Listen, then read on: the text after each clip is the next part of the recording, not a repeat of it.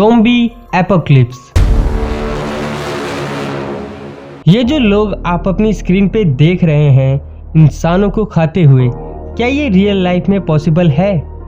Movies में zombie apocalypse तो आपने देखा ही होगा, मगर क्या ये रियल लाइफ में हो रहा है या होने वाला है? इन सभी तरह के सवालों का जवाब मिलेगा आपको।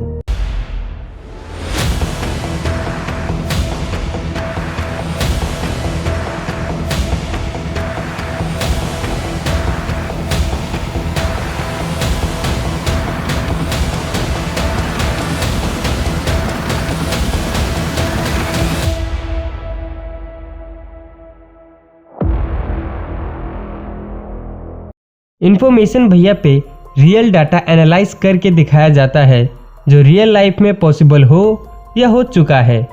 तो क्या ऐसा होना पॉसिबल है कि फ्यूचर में ज़ोंबीज देखने को मिले किसी वायरस या फंगस के थ्रू?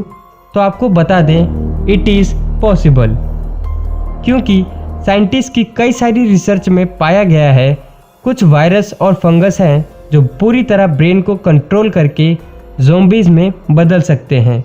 उनमें से एक फंगस का साइंटिफिक नेम ऑफियोकोडेप्स यूनिलैटरलिस है और इसे ज़ोंबी फंगस के नाम से भी जाना जाता है। इसके बारे में आप विकिपीडिया पे पढ़ सकते हैं। ये फंगस चींटियों को कंट्रोल करना सीख चुका है और ये फंगस चींटियों के ब्लड सेल्स में अगर एक बार चला जाए तो उनके दिमाग को पूरी तरह कंट्रोल करके उनसे कई सारे ऐसे काम करवाता है जिनसे उनकी मौत हो जाती है। ये सिर्फ एक कॉन्सेप्ट या थ्योरी नहीं है, इट इज़ रियल इंसिडेंट। तो क्या ये फंगस ह्यूमन बॉडी को भी कंट्रोल कर सकता है? तो आपको बता दें, ये फंगस अभी तक इंसानों पर अटैक करना नहीं जानता, क्योंकि ह्यूमन बॉडी काफ़ी कॉम्प्लिकेटेड होती है। लेकिन जहाँ कोविड-19 जैसे वायरस आ सकते हैं तो मदर नेचर में कुछ भी पॉसिबल है। शायद ये फंगस ह्यूमन बॉडी को कुछ सालों के बाद कंट्रोल करना सीख ले। टाइम के साथ कोई भी वायरस या फंगस किसी भी सेल पर अटैक करना सीख लेते हैं। अब जो मैं आपको डाटा दिखाने वाला हूँ, शायद आपके रोंगटे खड़े हो जाएंगे। वाइस वर्ल्ड न्यूज़ की वेबसाइट पे एक आर्टिकल आया है, a zombie disease is killing off Canadian deer, यानी ज़ोंबी जैसी बीमारी कैनेडियन हिरन को मार रही है।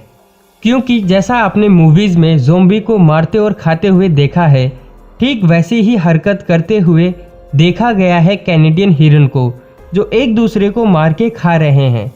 The zombie disease, chronic wasting disease found in Hardeman, McNairy, and Fayette County in Deer in Tennessee.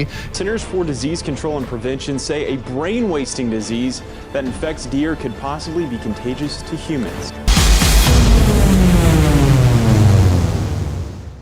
Doctor ने इस बीमारी को CWD यानी क्रोनिक वेस्टिंग डिजीज का नाम दिया है और इस बीमारी को पैंडेमिक भी घोषित कर दिया गया है।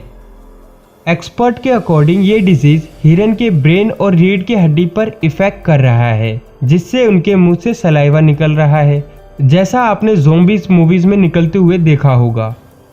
इसके अलावा अगर आपको ये लगता है कि ये बीमारी अभी अभी आई है तो आप गलत हो। आज के ठीक 50 साल पहले ये बीमारी अमेरिका के 22 स्टेट और कनाडा के 2 स्टेट में फैली थी। आपकी राहत के लिए ये बता दें, ये बीमारी अभी तक ह्यूमन बॉडी पर अटैक नहीं कर पाई है, लेकिन आप में से काफ़ी लोगों को साइंस पे बिलीव होगा और उन्होंने ऐसा कुछ बताया नहीं तो आप विश्वास नहीं कर पाते। तो आपको बता दूं, द लैंसेट जो हाईली रिस्पेक्टेड मेडिकल जर्नल है, जो 1823 से चलती आ रही है, और उन्होंने 1997 में एक केस स्टडी करके 3 क्लिनिकल ज़ोंबीज की डिटेल दी है जो रियल हैं। मगर सोचने वाली बात यह है कि अगर ऐसी कोई बीमारी ह्यूमन बॉडी को इफेक्ट करना शुरू कर देती है तो क्या करना चाहिए? United state central disease control and prevention के एक आर्टिकल में बताया गया है, अगर ऐसी कोई भी बीमारी या डिजीज इंसानों में फैलती है तो क्या करना चाहिए और क्या नहीं करना चाहिए। यानी ज़ोंबीज एपोकलिप्स को मजाक में नहीं लिया जा सकता, क्योंकि हमारे एनवायरनमेंट में कब कौन सा वायरस या फंगस इंसानों को इफेक्ट करना शुरू कर दे कुछ कह नहीं सकते।